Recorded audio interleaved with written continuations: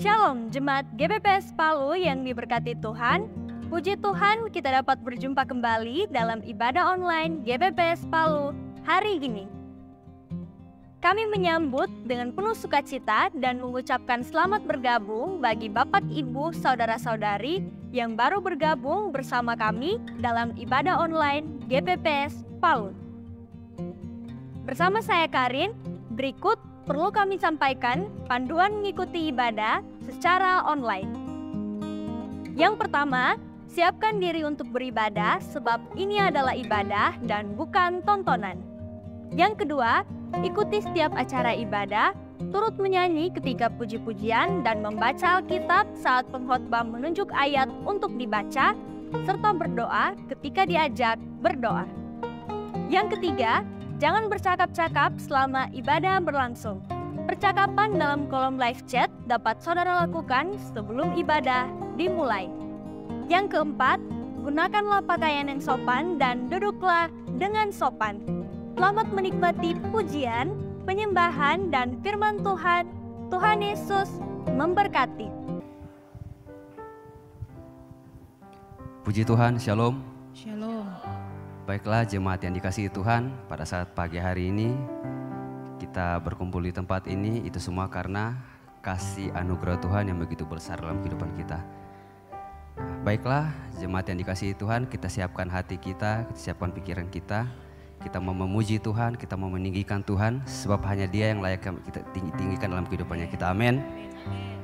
Oleh sebab itu, mari kita dalam doa kita berdoa. Terima kasih Tuhan, terima kasih Bapa. Pada saat pagi hari ini Tuhan, kami datang di hadapan-Mu Bapa. Kami mau menaikkan syukur kami Tuhan. Kami mau menaikkan ucapan terima kasih kami Tuhan, atas segala kebaikan-Mu, atas anugerah-Mu, atas kasih-Mu yang masih Engkau nyatakan dalam kehidupan kami pada saat pagi hari ini Bapa. Terima kasih Tuhan, terima kasih Bapa.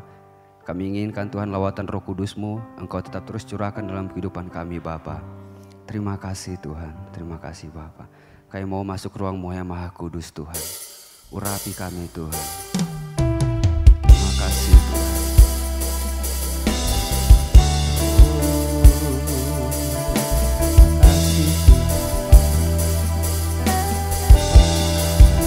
Kau Allah yang kudus, Kau Allah yang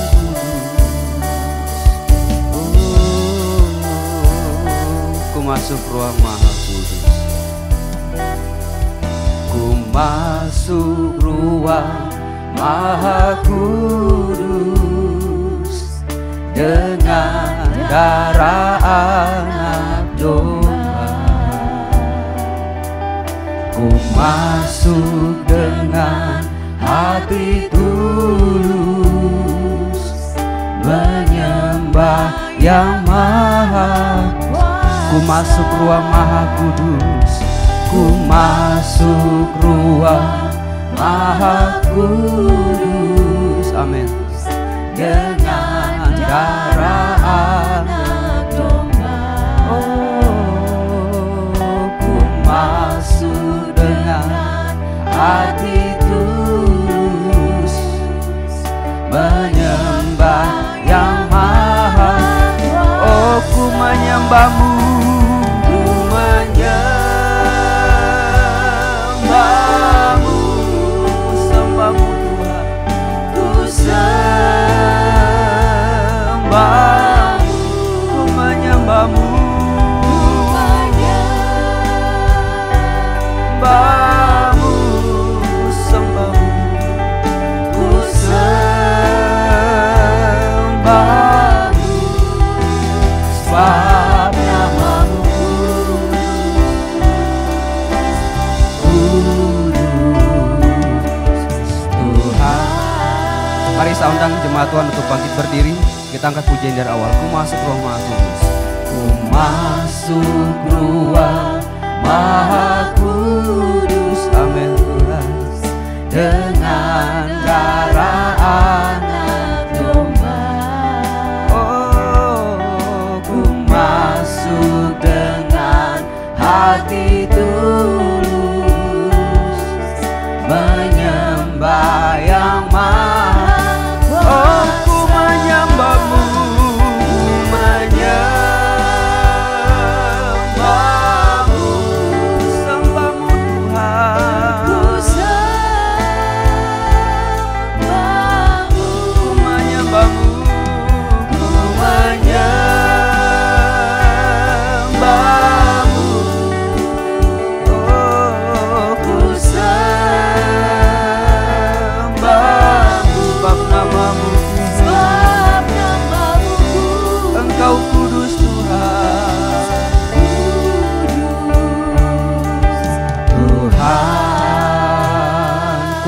masuk ruang Maha Kudus. Ku masuk ruang Maha Kudus. Amin. Dengan darah anak domba. Oh, ku masuk dengan hati tulus, menyembah yang maha. Oh, ku menyembahmu, ku menyembahmu,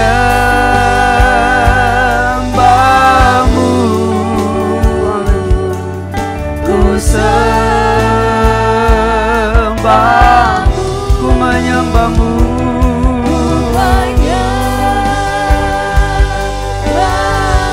Oh Tuhan, ku sembahmu, sebab namamu kudus. Tuhan, ku menyembahmu, ku menyembahmu,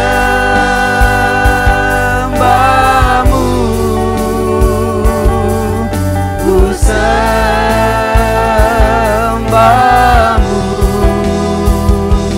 ku menyembahmu,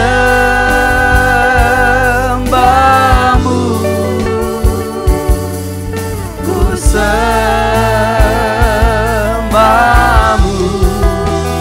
sebab namamu kudus.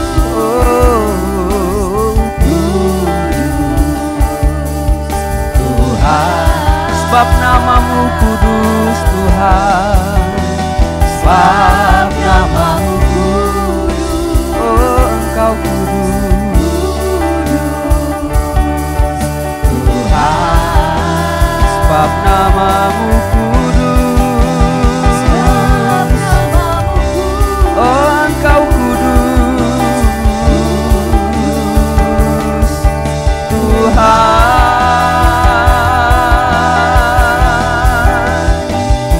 Kau Allah yang kudus, Allah yang kudus.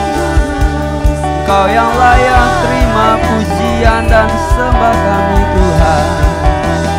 Kami bersyukur hanya kepadamu, Allah yang layak ditinggikan, yang layak diagungkan. Pujian, hormat, kemuliaan hanya bagimu di tempat yang maha tinggi.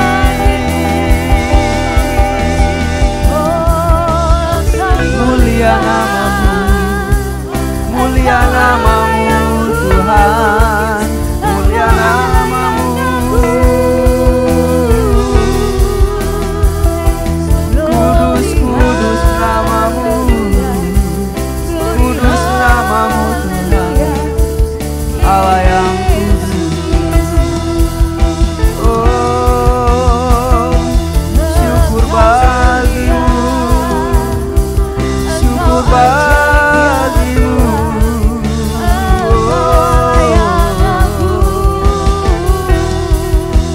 Mulialah namamu Tuhan. Ini kami Tuhan, kami mau meninggikan namamu yang ajaib sungguh Engkau Yesus. Engkaulah kekuatan dalam hidup kami, Engkaulah sumber kekuatan, Engkau sumber pengharapan dalam hidup kami Tuhan. Hanya Engkau yang kami andalkan, hanya Engkau yang kami inginkan dalam hidup ini. Engkaulah segalanya, Engkaulah satu-satunya Tuhan dalam hidup kami. Mulialah namamu, mulia namamu Tuhan.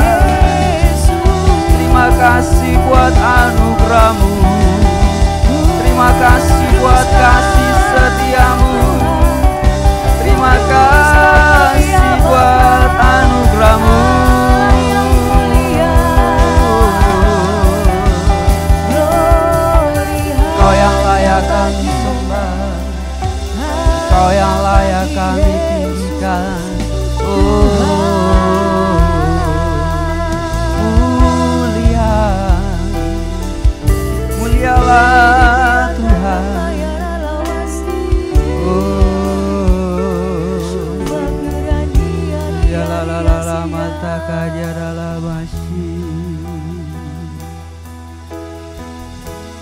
Terima kasih Tuhan.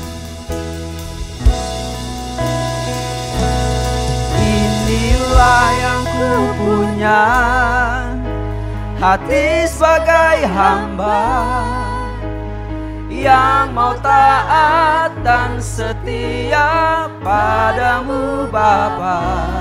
Kemanapun ku bawa, hati yang menyembah dalam roh dan kebenaran sampai selamanya. Inilah yang ku punya, hati sebagai hamba yang mau taat dan setia padamu Bapa. Kemanapun ku bawa, hati yang menyembah dalam roh dan kebenaran sampai selamanya.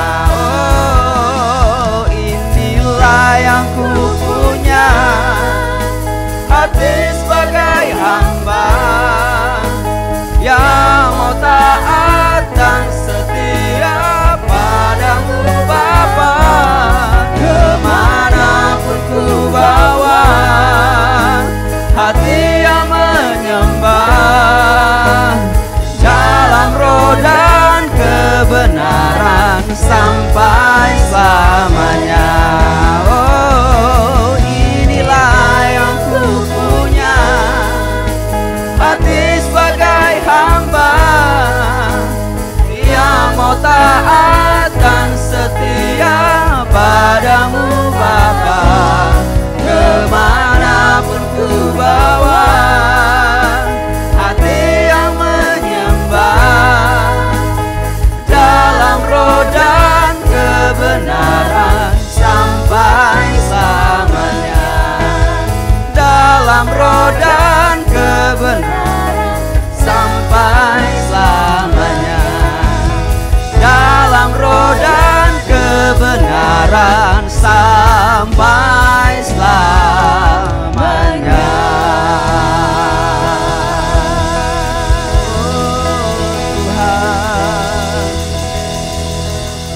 Terima kasih Tuhan. Dimanapun kami berada Tuhan, hidup kami akan menjadi hidup yang menyembahkan Engkau Tuhan. Terima kasih Tuhan. Terima kasih Tuhan untuk anugerah-Mu pada saat pagi hari ini Tuhan. Kami mau lebih lagi Tuhan memuji memuliakan nama-Mu Bapa. Biarlah kiranya urapan-Mu tetap terus Engkau curahkan dalam kehidupan kami Tuhan. Terima kasih Tuhan. Dalam nama Tuhan Yesus Kristus. Haleluya. Amin. Amin. Puji nama Tuhan. Sekali lagi mari kita berikan tepuk tangan yang terbaik buat Tuhan kita. Haleluya. Bapak Ibu dikasihi oleh Tuhan, sebelum kita melanjutkan pujian kita kepada Tuhan, boleh kita saling tengok kanan kiri dan boleh berikan semian terbaik juga jabat tangan. Mari dimanapun saat ini Bapak Ibu berada, silakan dapatkan sebanyak mungkin dan katakan bahwa Tuhan yang kita sembah Dia adalah Allah yang baik. Tuhan baik bagi kita, Tuhan baik bagi kita semuanya, sangat baik dan teramat baik dalam hidup kita.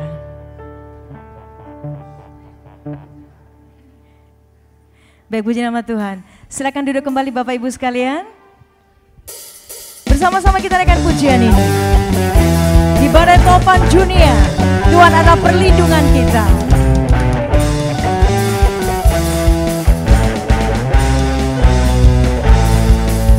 Di badai topan dunia, Tuhanlah perlindunganku. Kendati goncang semesta, Tuhanlah perlindunganku. Baik siang maupun malam gelap, Tuhanlah perlindunganku. Niscaya takutku lenyap, Tuhanlah perlindunganku. Ya Yesus gunung batu di dunia, di dunia, di dunia. Ya Yesus gunung batu di dunia, tempat berlindung yang teguh.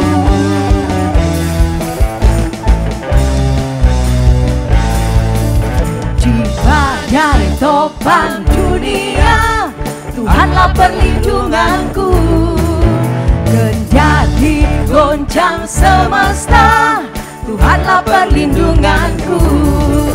Baik siang maupun malam gelap, Tuhanlah perlindunganku. Niscaya takutku lenyap, Tuhanlah perlindunganku. Ya Yesus gunung batu di dunia, di dunia, di dunia. Ya Yesus gunung batu di dunia, tempat berlindung yang teguh. Kembali saya nyebut kita sekalian untuk mulai bangkit berdiri. Di badai topan dunia, Tuhanlah perlindunganku. Kendati goncang semesta, Tuhanlah perlindunganku. Baik siang maupun malam gelap, Tuhanlah perlindunganku. Niscaya takutku lenyap, Tuhanlah perlindunganku. Ya Yesus gunung batu di dunia, di dunia, di dunia. Ya Yesus gunung batu di dunia, tempat berlindung yang teguh. Ya Yesus gunung batu di dunia, di dunia, di dunia. Ya Yesus gunung batu di dunia, tempat berlindung yang teguh. Tempat berlindung yang teguh, tempat berlindung yang teguh.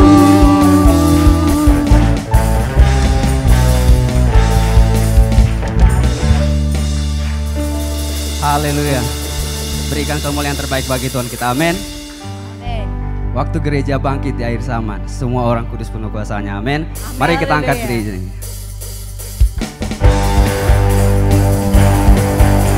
Waktu gereja bangkit di akhir zaman.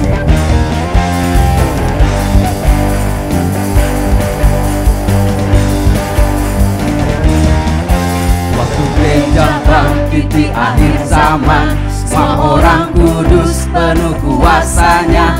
Mereka memberitakan firman-Nya, ku mau di sana, amin. Waktu Tuhan nyatakan rencananya, memanggil kita dari semua bangsa, Dapatkan hati dan tangan kita. Ku mau di sana, ku mau ikut berperang, ku mau ikut berperang sambil bersorak. Sama-sama katakan, hey! Ku angkat tinggikan panji bagi Tuhanku.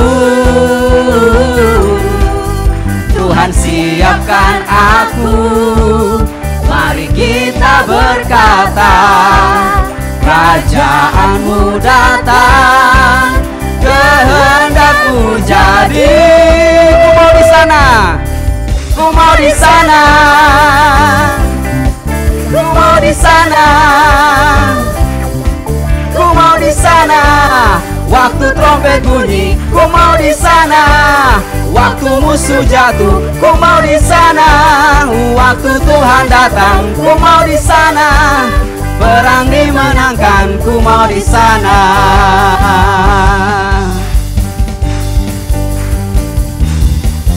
Waktu gereja bangkit di akhir zaman, semua orang kudus penuh kuasanya. Mereka memberitakan firman-Nya, ku mau di sana. Waktu Tuhan nyatakan rencananya, memanggil kita dari semua bangsa. Dia kuatkan hati dan tangan kita. Ku mau di sana, ku mau ikut berperang, ku mau ikut berperang sambil bersorak. Ayo sama-sama, hey! Ku angkat tinggikan panji bagi Tuhanku. Tuhan siapkan aku, mari kita berkata, kerajaanmu datang, kehendakmu jadi. Ku mau di sana, ku mau di sana,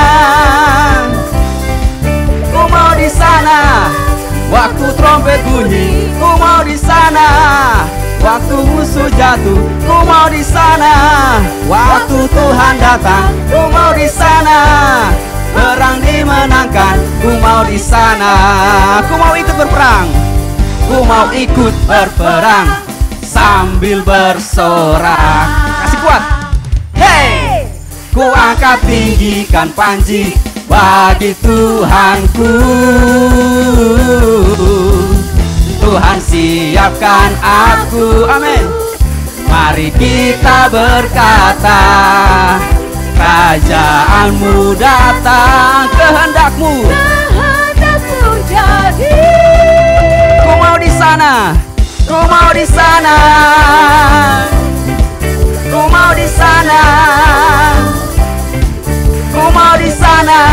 Waktu trompet bunyi, ku mau di sana.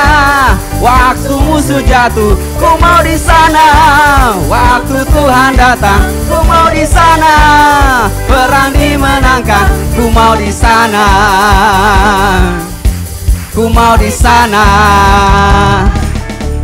Ku mau di sana. Haleluya, berikan kemuliaan terbaik bagi Tuhan. Haleluya. Jemaat dikasih oleh Tuhan, saya jemput kita sekalian kembali untuk boleh bangkit berdiri. Mari bersama-sama kita siapkan hati kita untuk kita boleh masuk dalam kebenaran firman Tuhan saat pagi hari ini. Kami bersyukur ya Tuhan, Engkau Allah sangat baik bagi kami. Haleluya Yesus. Betapa aku mencintai segala yang telah terjadi, tak pernah sendiri jalani hidup ini, selalu menyertai. Betapa aku menyadari di dalam hidupku ini, Kau selalu memberi rancangan terbaik oleh karena kasih.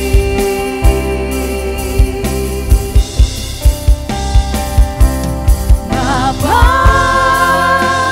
sentuh hatiku, ubah hidupku menjadi yang baru, bagai emas yang murni. Kau membentuk bejana hatiku.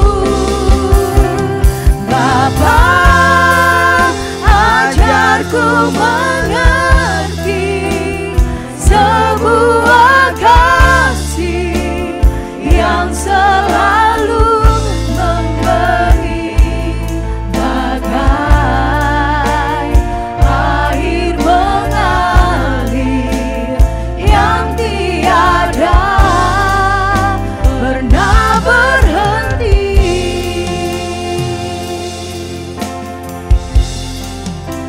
Betapa ku mencintai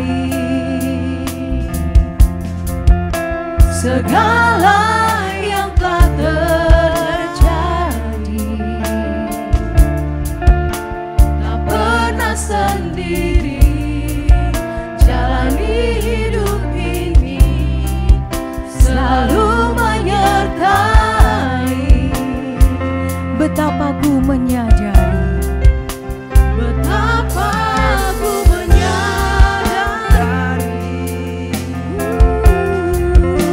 di dalam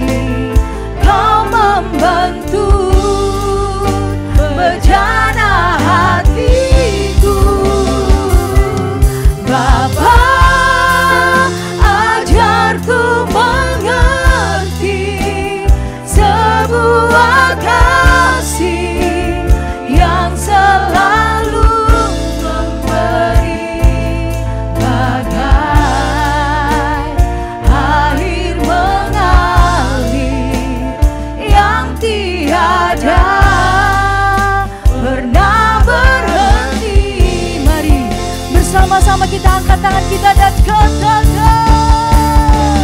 Bapa, satu hatiku, ubah hidupku menjadi yang baru, bagai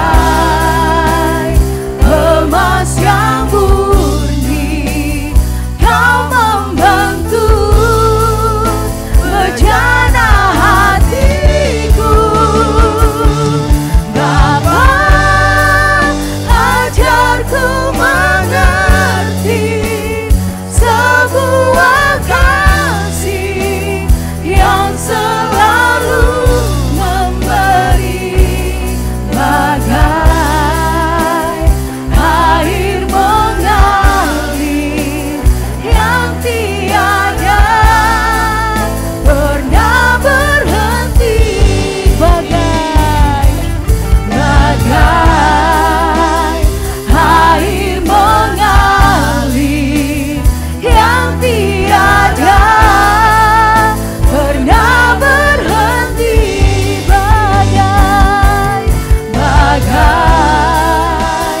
air mengalir yang tiada pernah berhenti.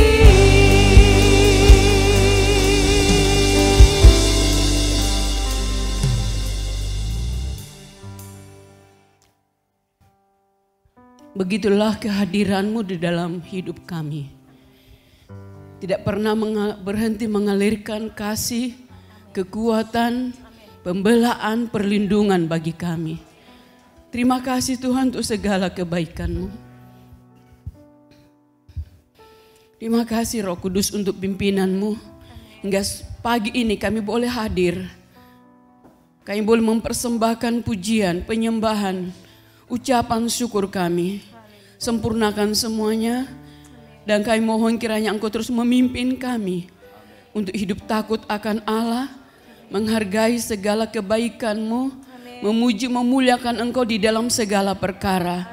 Terima kasih Bapa, pagi ini kami kembali menyediakan hati kami untuk menerima isi hati-Mu. Tuhan berbicaralah kepada kami, Engkau Allah yang Maha Tahu. Tuhan menyelidiki hati dan pikiran kami, mengerti segala jalan-jalan hidup kami. Bimbing kami, arahkan kami, sehingga kami tetap berada di dalam kebenaran-Mu. Hidup kami terus-menerus menyenangkan hati Tuhan, mengabdi kepada-Mu dengan segenap hati kami. Terima kasih Bapa, pengurapan-Mu atas hamba-Mu, pelindungan-Mu atas hamba-Mu, hikmat daripada-Mu Tuhan, marifat daripada-Mu menyertai hamba-Mu di dalam menyampaikan isi hati-Mu bagi kami. Dan kami semuanya menaklukkan hati kami, diri kami di hadapan-Mu. Biarlah Engkau Allah yang leluasa berbicara kepada kami. Terima kasih Bapa, kami mengucap syukur, menyerahkan pemberitaan firman-Mu dan kami semuanya yang akan menerima apa yang Tuhan nyatakan bagi kami dari awal sampai selesainya di dalam nama Tuhan Yesus Kristus.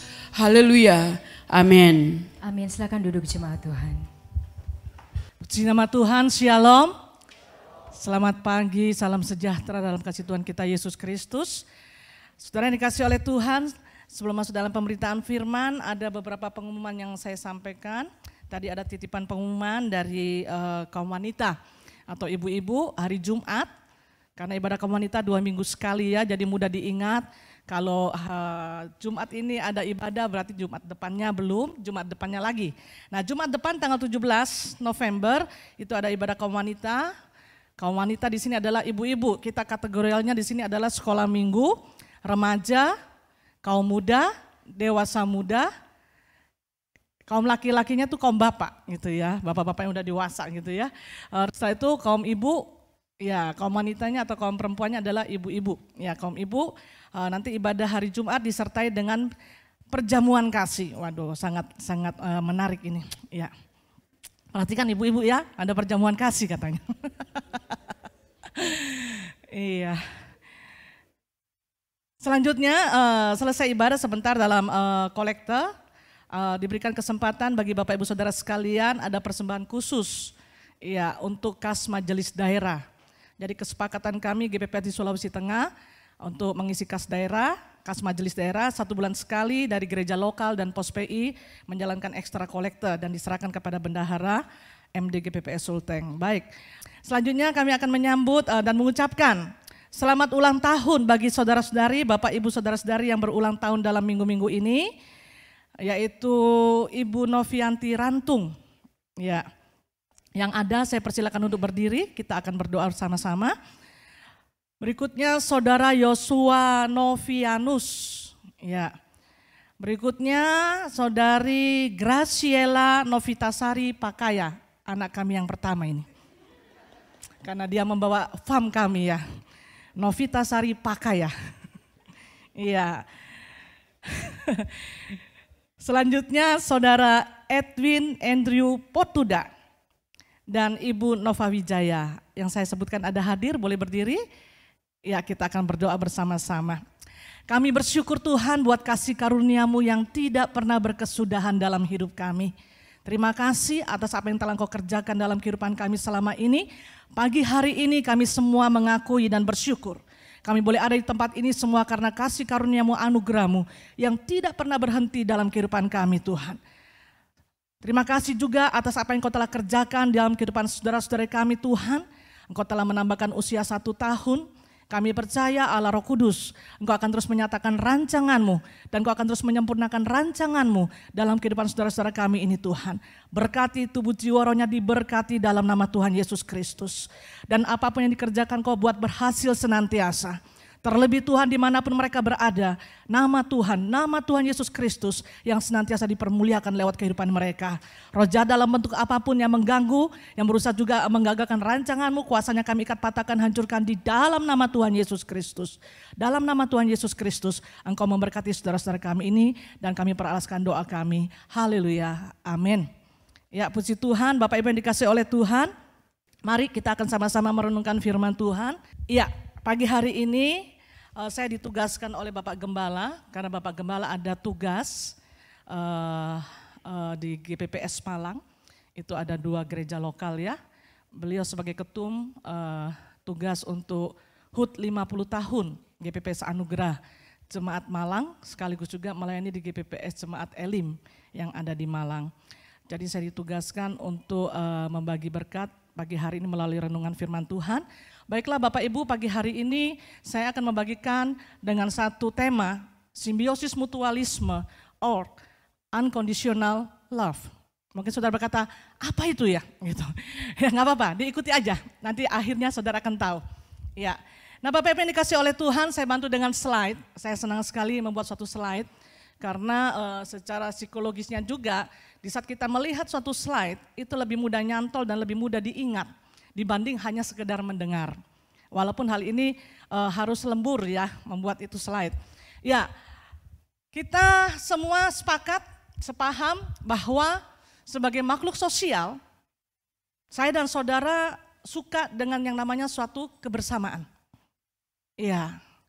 Suatu kebersamaan yang di dalamnya ada suatu kesehatian dan ada suatu kesatuan.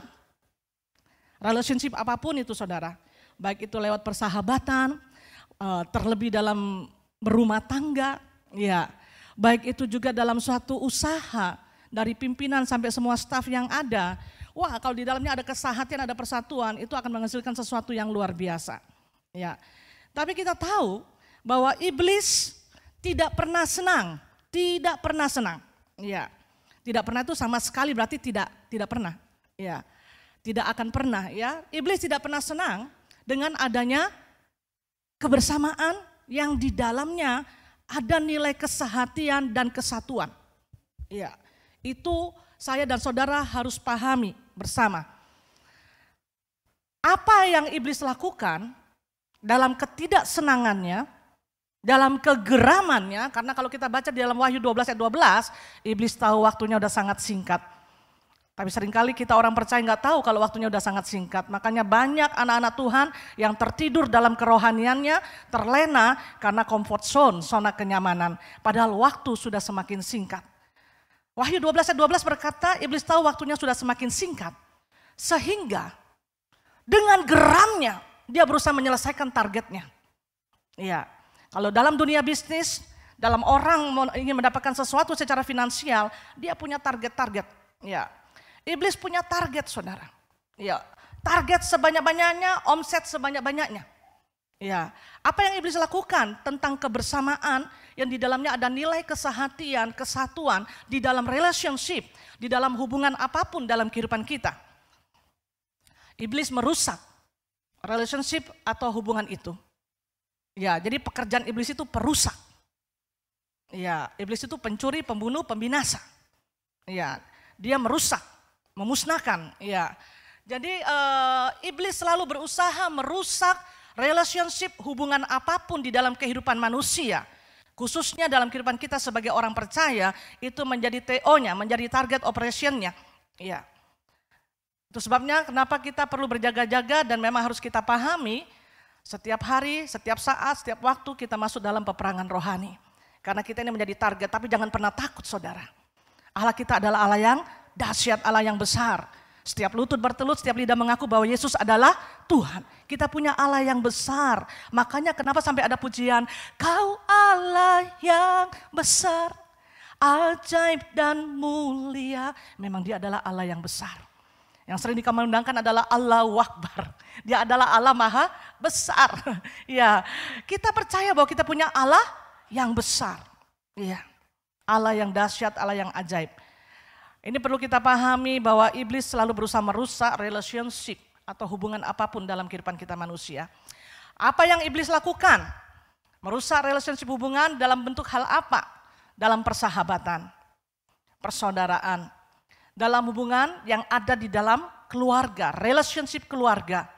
Suami, istri, orang tua, anak, menantu, mertua. Ya, makanya saya sejak di Palu baru saya tahu ada istilah tanaman namanya lidah mertua. Saya haga terus, saya pandang terus. Kenapa dibilang lidah mertua ini tanaman? Rupanya itu tanaman menjolok begini, ujungnya tajam begitu, saudara. Jadi kasihan ini mertua-mertua. Saya nggak tahu ide dari mana itu. Kok tanaman disebut lidah mertua? Apakah itu hanya nama di Indonesia? Kan biasanya nama tanaman secara ilmu pengetahuannya ada bahasa aslinya begitu ya, bahasa asingnya begitu. Tapi bahasa Indonesia lidah mertua. Dulu saya nggak tahu yang mana yang lidah mertua. Di rumah saya sekarang banyak lidah mertua. Katanya anti radiasi, nggak tahu benar atau tidak itu. Iya, jadi banyak orang juga taruh di dalam ruangan. Saya bertanya-tanya kenapa disebut lidah mertua. Oh, saya menganalisa sendiri, tajam dia. Satu juluran tapi tajam gitu ya. Semakin meruncing ke ujungnya. Betul ibu-ibu? Mungkin bapak-bapak ada yang kurang tahu. Iya. Nah, saudara, berikutnya juga dalam relationship pelayanan. Coba cari, jangan-jangan ada foto saudara di sini. Iya, ini nggak tahu tahun berapa ini ya, ada di Bukit Doa. Sepertinya dalam camp atau retreat pelayan Tuhan ini ya. Oke, bagaimana? Pertanyaannya, bagaimana caranya iblis itu merusak relationship, merusak hubungan? Baik itu hubungan persahabatan, hubungan relasi bisnis, baik itu hubungan keluarga, rumah tangga, baik itu hubungan pelayanan gitu ya, bagi bapak-bapak yang sudah terlibat dalam pelayanan. Nah, saudara, bagaimana caranya iblis merusak relationship itu? Sederhana, yaitu melalui hati kita. Melalui hati kita. Berbicara tentang hati, hati itu adalah tentang kasih, bukan organ kita lever, bukan ya. Melalui hati kita, melalui kasih kita. Ya, itu sebabnya kenapa firman Tuhan berkata dalam Amsal 4 ayat 23, mari kita baca sama-sama, demikian bunyi firman Tuhan, jagalah hatimu dengan segala kewaspadaan, karena dari situlah terpancar kehidupan. Makanya gambarnya ini bagus saya ambil saudara ya, jadi ada gambar love, ada gambar hati, dijaga dengan ini dua tangan, ya kan, jagalah hatimu. Bang Napi berkata waspadalah, waspadalah. Ya, bukan hanya masalah doi ini ya, tapi paling penting adalah hati. Di dalam kehidupan kita sebagai orang beriman, sebagai orang percaya, yang paling penting itu adalah jaga hati. Kalau mau ketemu Tuhan Yesus sampai pada akhirnya, jaga hati. Ya, aminnya cuma satu ya. Yang paling penting jaga hati saudara. Kenapa? Firman Tuhan berkata, karena dari situlah terpancar kehidupan. Yang seringkali secara umum orang mengenal istilah inner beauty. Kecantikan yang ada dari dalam dunia sekuler seperti itu. Tapi kalau bagi kita orang percaya sederhana, orang yang menghidupi firman. Menghidupi itu berarti setiap hari firman itu dilakukan. Dihidupi, iya. Dan terus bekerja sama dengan Tuhan. Hatinya dijaga. Bagaimana menjaga hati? Bukan dengan konsep kita. Tapi firman yang dilakukan. Iya. Dari situ saudara inner beauty-nya itu akan nampak. Kecantikan yang dari dalam itu dikatakan maka karena dari situlah terpancar kehidupan. Orang yang lihat mungkin wajahnya secara fisik gak terlalu cantik. Iya, biasa-biasa aja. Tapi ada orang saudara gak terlalu cantik secara fisikal. Semakin diperhatikan, semakin kita ajak ngobrol, orang itu sangat menyenangkan. Ada orang yang ayu banget. Cantik banget, gue anteng banget gitu ya. Tapi kalau diajak ngomong lama-lama membosankan. Saudara pernah alami seperti itu? Iya, sebetulnya itu berbicara mengenai inner beauty daripada seseorang itu. Iya. Dan di dalam kita berrelationship dengan orang tersebut dapat dirasakan. Hatinya, ketulusannya. Dapat dirasakan saudara. Gak usah gembar-gembor I love you dan sebagainya. Tapi dapat dirasakan. Karena orang tersebut menjaga hatinya. Dan di dalam bersosialisasi keseharian itu dapat dirasakan. Berbicara tentang hati itu berbicara tentang kasih. Ya, saya tekankan sekali lagi saudara ya. Hati bukan organ tubuh kita lever. Ya, jagalah hati, hati kita dijaga, dirawat. Makan yang sehat, itu penting. Tapi firman Tuhan tidak berbicara tentang itu. Jagalah hatimu, kasihmu, rohmu. Iya. Di dalam Alkitab kalau saudara membaca, ya kalau bagi yang sekolah teologi ya ini harus dipelajari dan memang kami harus memahami. Ya, itu ada 4 jenis kasih. Kita bahasa Indonesia saudara ada keterbatasannya. Ya satu contoh ini aja kasih ya. Berbicara tentang kasih ya kita taunya kasih itu cinta, cinta itu kasih gitu. Tapi kalau di dalam bahasa Yunani itu jauh lebih dalam. Ada 4 kasih di dalam Alkitab yang disebutkan dalam bahasa aslinya yaitu bahasa Yunani, yaitu agape. Dari kata agapao. Ya, agapao atau agape itu adalah kasih yang tidak mementingkan diri sendiri. Seperti tadi pujian yang dinyanyikan yang terakhir kali mau masuk firman, lagunya berkata apa? Bapa, ajarku mengerti sebuah kasih yang selalu memberi. Kasih itu selalu memberi.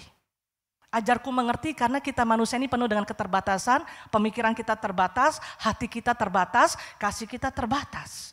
Makanya perlu kita belajar kepada sumber kasih itu, agapao itu, agape itu, karena 1 Yohanes 4 ayat 8 dikatakan dalam bahasa aslinya, Tuhan Allah itu kasih.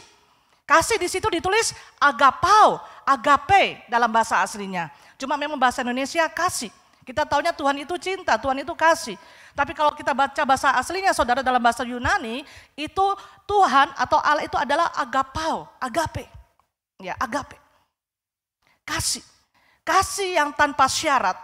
Kasih yang di dalamnya selalu ada, selalu, always. Selalu itu berarti bukan hanya saat temporer. Bukan hanya karena situasi dan kondisi tertentu. Ya, selalu itu adalah terus menerus gitu ya. Situasi apapun dan kondisi apapun itu ada nilai pengorbanan di dalamnya. Ya, itu agape. Dan itu Tuhan Yesus sudah memberikan keteladanan, kasih tanpa syarat. Ya, yang seringkali dikatakan kasih yang walaupun. Kata walaupun ini saudara, walaupun bla bla bla bla, aku tetap mengasihi engkau. Walaupun bla bla bla bla, aku tetap mencintai engkau. Walaupun bla bla bla bla, aku tidak akan pernah berhenti mengasihi engkau. Itu agape. Itu kasih Kristus yang sudah dibuktikan kepada saya dan saudara sampai saat ini dan sampai sejauh mana kita mau tetap setia kepada Dia. Kita tidak setia, Dia tetap setia. Saudara yang dikasih oleh Tuhan, berikutnya yang kedua adalah kasih filia atau filia atau pilio. Filio ya bahasa aslinya. Itu adalah kasih persahabatan, kasih persaudaraan. Kita bisa akrab dengan seseorang melebihi daripada saudara kandung. Itulah kasih persahabatan, itulah kasih persaudaraan. Dia bukan saudara kandung, bukan saudara sedaging dengan kita. Tapi kita bisa begitu akrab, bisa begitu dekat. Ya. Dan di dalamnya ada suatu nilai ketulusan yang kita kadang-kala berpikir, kok melebihi daripada saudara kandung saya ya. Gitu. Itulah philea. Ya, itulah phileo. Ya, storge itu kasih hubungan keluarga. Orang tua dengan anak, ya kan? Anak dengan orang tua dan family yang lain, ya itu kasih storge. Yang berikutnya adalah eros. Eros itu adalah kasih lawan jenis. Ya, yang menyangkut ujung-ujungnya adalah kepada gairah seksual. Ya, jadi ada penempatannya masing-masing. Jadi kalau kita baca dalam bahasa Yunani, saudara, itu jelas sekali. Khususnya dalam Perjanjian Baru, kalau saudara membaca tentang kasih dalam terjemahan bahasa Indonesia, kita langsung tahu. Ya, seperti 1 Yohanes 4 ayat 8, waktu kita membaca Allah adalah kasih. Nah kalau kita baca bahasa aslinya, theos in agape. Allah adalah kasih, agape langsung jelas. Tidak ada disebutkan di situ theos in philea, theos in storge, nggak ada. Jadi kita langsung tahu, oh agape, kasih tanpa syarat gitu ya. Tapi ada beberapa di Alkitab juga kasihnya berbicara tentang philea, phileo, ya storge, eros. Kenapa saya berbicara begitu kepada saudara, nggak usah dihafal. Karena ulangan nggak keluar ini. Tapi perlu saudara pahami, karena dengan memahami ini, nanti kita akan jauh lebih paham. Ya, tentang di saat kita membaca Alkitab, kita lebih paham. Satu contoh saja, mari saya ajak saudara membaca. Saya waktu remaja membaca ayat ini saya bingung saudara. Tapi berikutnya saya mulai paham. Saya ajak saudara membaca Yohanes pasal 21. Yohanes pasal 21, mari kita baca sama-sama.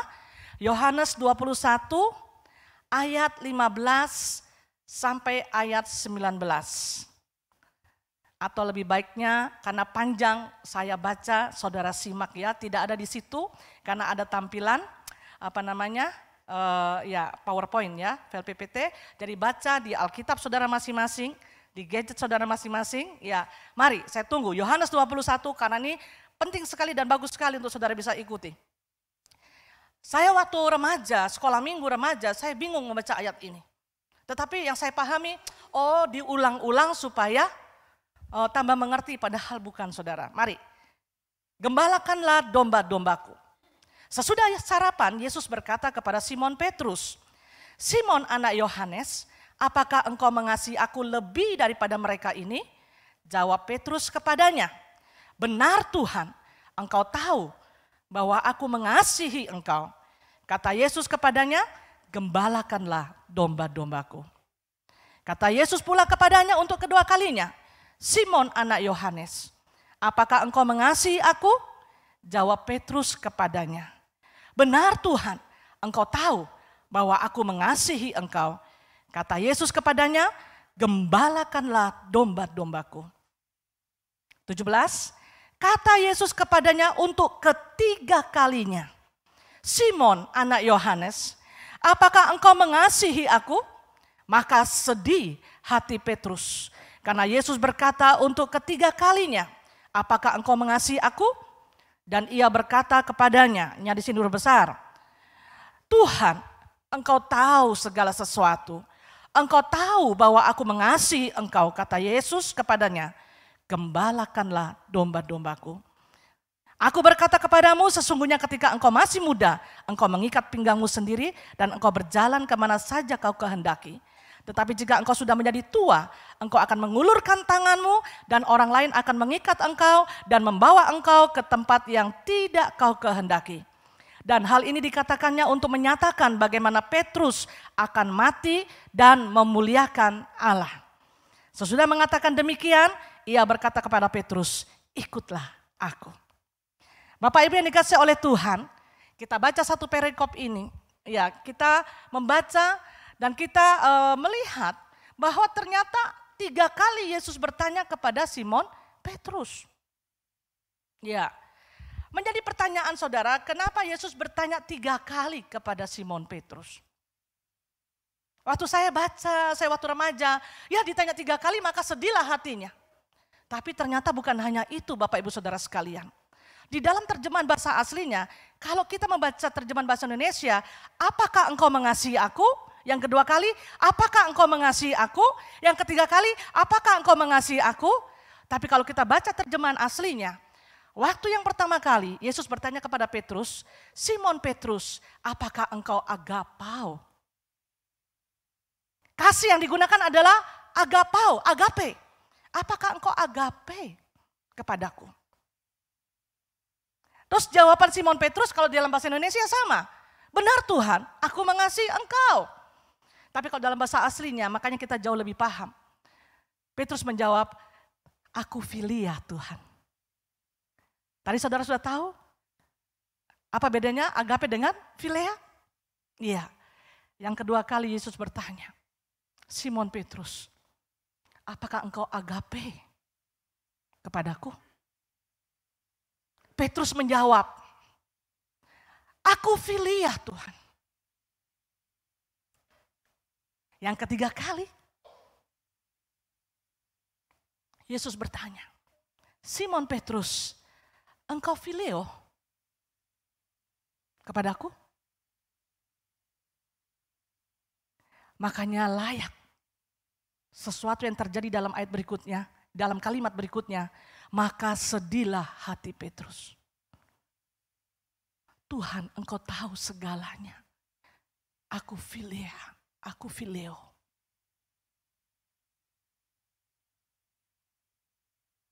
Kenapa Petrus sedih? Yang ketiga kali Yesus tidak bertanya lagi, apakah engkau agape kepadaku? Tapi Yesus bertanya, apakah engkau fileo kepadaku? Mari kita lihat. Silakan, sound system sudah ya? Sesudah mereka makan, Yesus berkata pada Simon Petrus, Simon, putra Yunus, apakah engkau mengasihiku lebih dari mereka?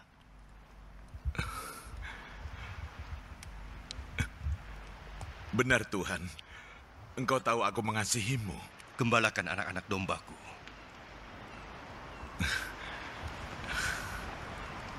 Untuk kedua kalinya, Yesus bertanya, Simon, putra Yunus, engkau mengasihiku? Benar Tuhan, engkau tahu aku mengasihimu. Gembalakan domba-dombaku. Untuk ketiga kalinya, Yesus bertanya, Simon, putra Yunus, engkau mengasihiku?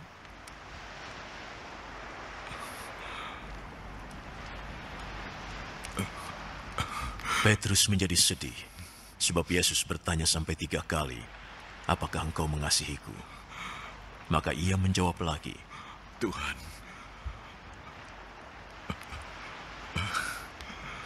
engkau tahu segalanya. Aku mengasihimu.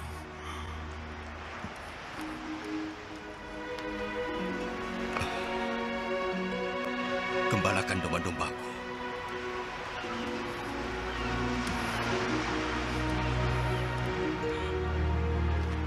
Aku berkata yang sesungguhnya. Ketika masih muda, engkau mengikat pinggangmu dan pergi kemanapun engkau suka. Tetapi ketika sudah tua, engkau akan mengulurkan tangan. Dan orang lain yang akan mengikatmu. Dan membawamu ke tempat yang tidak engkau inginkan. Dengan kata-kata itu, Yesus ingin memberitahukan bagaimana Petrus akan meninggal dan mengagungkan nama Allah.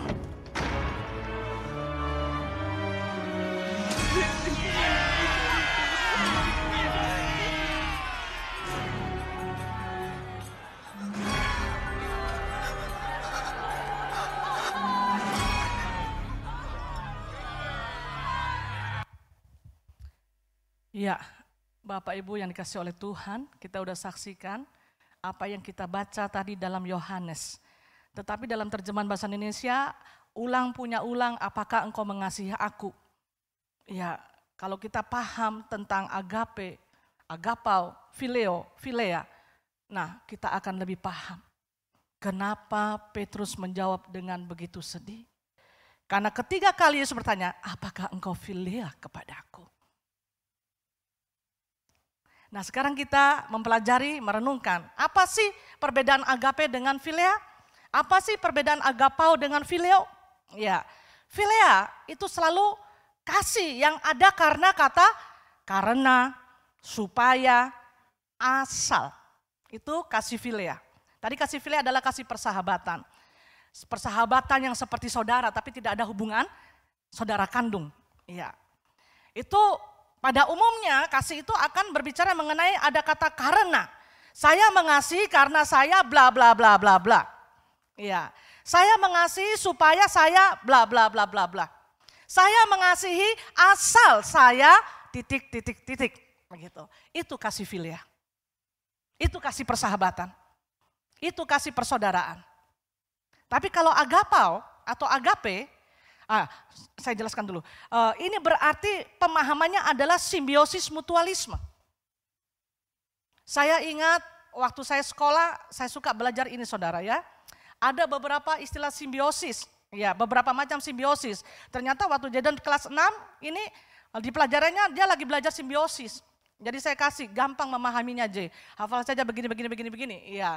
Jadi kalau belajar itu, belajar memahami maka kau akan ingat. Kalau dihafal kan susah gitu ya. Jadi simbiosis diantaranya ada simbiosis mutualisme, ada simbiosis parasitisme, ada simbiosis komensalisme, ada simbiosis amensalisme, ada beberapa simbiosis lagi. Hanya 4 ini yang mampu saya hafal saudara. Selamat ya sekolah kasihan. So 51 tahun gitu. Ya, simbiosis mutualisme. Itu adalah berbicara simbiosis, hubungan, relationship yang saling menguntungkan. Ya, dua-duanya ada saling diuntungkan. Kalau parasitisme hanya satu yang untung, yang satunya dirugikan. Iya, makanya ada orang yang dikatakan dia ini parasit. Gitu.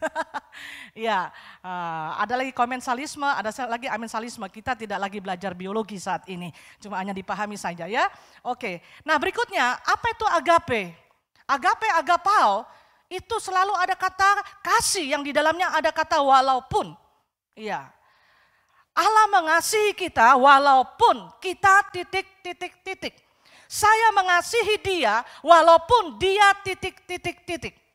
Bukan karena, bukan supaya, bukan asal. Saya mau mengasihi dia, saya mau memperhatikan dia, asal dia juga perhatikan saya. Nah itu simbiosis mutualisme. Itu adalah philea, itu adalah phileo. Ya, sehingga saudara bisa paham kejujuran daripada Petrus, luar biasa juga dia berkata, aku phileo Tuhan, dia tidak basa-basi. Oh ya Tuhan beres, aku agape, enggak. Ya. Nah dengan demikian, agape ini seringkali dipahami unconditional love.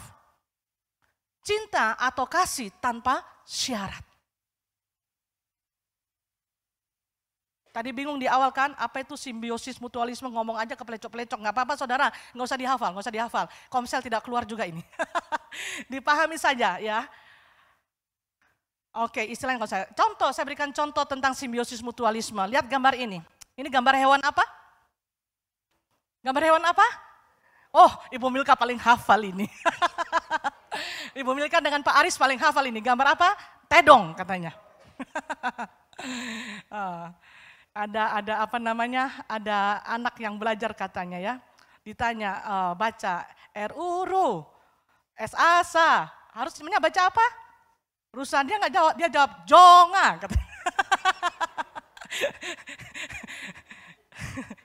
Nah saudara dikasih oleh Tuhan, lihat ini kerbau dengan burung jalak.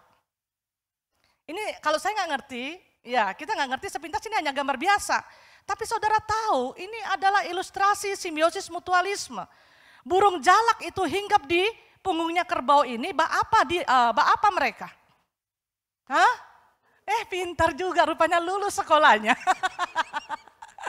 Makan kutunya. Si kerbau senang lah, enak kan gitu. Nah inilah simbiosis mutualisme.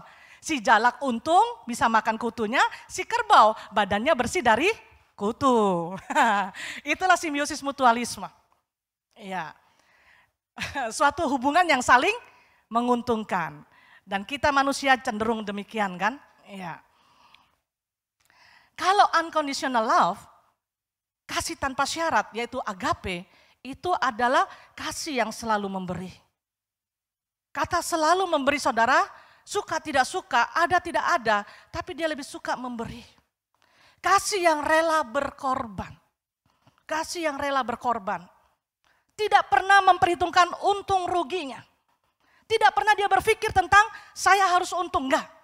Tapi dia rela rugi, maksudnya bukan rugi ya, dia rela berkorban demi kasih itu bisa terrealisasi kepada orang. Karena namanya relationship itu pasti akan ada antara makhluk hidup yang satu dengan makhluk hidup yang berikutnya. Iya.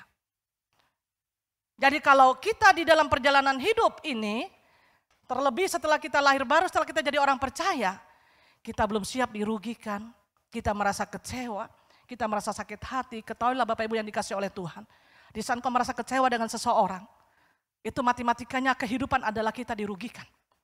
Tapi di saat kita tetap bisa mengasihi orang itu, di saat itulah kita belajar kasih Kristus, yaitu kasih agape. Tapi di saat kita tidak mampu mengasihi orang itu, kita belum bisa agape. Sedangkan yang Tuhan ajarkan kepada kita, agape. Dan dia sudah memberikan keteladanan. Kita orang tua, kalau mau mengajarkan anak-anak, kita harus memberi teladan kepada anak-anak. Dan anak-anak bukan pendengar yang baik. Dia adalah peniru yang baik. Terlebih Tuhan kita Yesus Kristus. Kalau dia berbicara tentang agape di dalam Alkitab, firman Tuhan yang kita baca, yang dia ilhamkan kepada para penulis Alkitab, yang saat ini kita bisa baca, ya Tuhan mau untuk kita lakukan, dia terlebih dahulu sudah memberikan keteladanan. Tanpa syarat. Darahnya yang bisa menyucikan hidup kita. Tanpa syarat, hanya hati saja kita datang. Kita percaya kepada dia, kita mau menghidupi segala perintahnya, itu bukti kita mengasihi dia. Nah, saudara dikasih oleh Tuhan, kasih tanpa syarat. Unconditional love. Ya, kasih yang selalu memberi seperti lagu tadi. Yang selalu memberi. Kesal, jengkel, kecewa. Tapi saudara tetap harus mengasihi orang tersebut. Itu tidak mudah. Ya. Itu sebabnya di dalam Lukas 6 ayat 32 berkata begini. Ayo kita baca sama-sama karena cuma satu ayat. Mudah dibaca bersama-sama dengan suara yang lantang saudara. 1, 2, 3. Dan jikalau kamu mengasihi orang yang mengasihi kamu. Apakah jasamu? Terjemahan lain berkata apakah upamu? Ya, karena orang-orang berdosa pun mengasihi juga orang-orang yang mengasihi mereka. Jadi Bapak Ibu Saudara sekalian, kalau kita sebagai orang percaya hanya bisa mengasihi orang yang mengasihi kita, firman Tuhan berkata apakah upamu? Tuhan gak pernah perhitungkan itu. Karena orang berdosa di luar sana, yang hidup laos salah, yang hidup dalam kebobrokan, yang hidup tidak melakukan firman, tidak beriman kepada Tuhan Yesus Kristus, mereka juga bisa mengasihi orang yang mengasihi mereka. Ini adalah suatu pembelajaran, ini adalah suatu tantangan dalam kehidupan kita. Jadi secara tidak langsung firman Tuhan mengajarkan kepada kita sekalian tentang agape. Kasih yang tidak menunggu respon. Kasih yang tidak memperhitungkan untung rugi. Tapi kasih yang selalu memberi.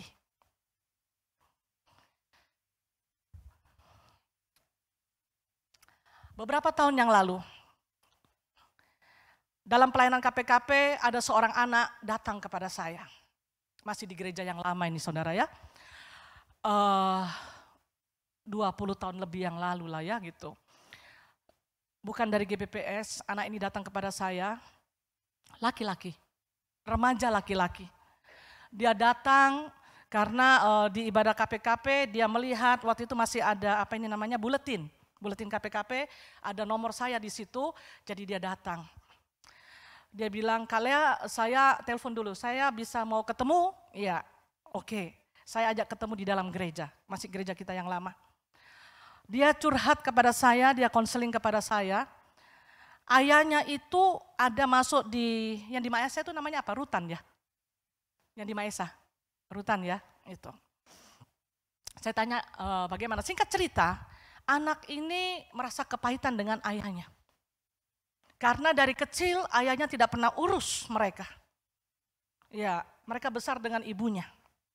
Dia 3 bersaudara, iya. Besar dengan ibunya, sehingga dia marah yang dia tidak bisa terima, dia harus konflik dengan ibunya. Saya tanya, kenapa kamu harus konflik dengan ibumu? Ya, karena bagaimanapun firman Allah tidak membenarkan. Dia adalah orang tua, ceritalah dia. Yang membuat dia konflik dengan ibunya itu adalah yang membuat dia merasa tidak benar yang dilakukan ibunya. Maka tidak dapat terima senang, dia datanglah kepada seorang pendeta untuk mencari suatu pembenaran. Ibunya ini saudara, tahu papanya masuk di rutan itu, selalu antarkan makanan kepada papanya. Itu yang dia tidak bisa terima. Dia marah. Dia marah ibunya. Dia berkata, orang seperti dia tidak perlu mama antar-antar makanan. Itu adalah, orang Jawa bilang kualat, apa orang sini bilang itu ya. Akibat perbuatannya dia harus mengalami seperti itu. Supaya dia bisa berpikir. Ya, dia tidak pernah mengurus kita, Mak. Dia kasar terhadap mama. Karena suka pukul ibunya. Kami besar juga tidak pernah dia besarkan. Saya tidak mengatakan dia bapakku. Saya tidak pernah mengakui kepada teman-temanku dia adalah ayahku. Untuk apa mama antar-antar makanan? Mamanya udah jelaskan, ya, terjadilah konflik ya gitu. Habis itu dia berkata, bagaimana menurut Kak Lea? Benar tidak pemikiran saya? Dia tidak bertanggung jawab. Dia orang tua yang tidak bertanggung jawab. Orang tua macam begini, apakah saya harus menghormati Kak Lea? Gitu kan?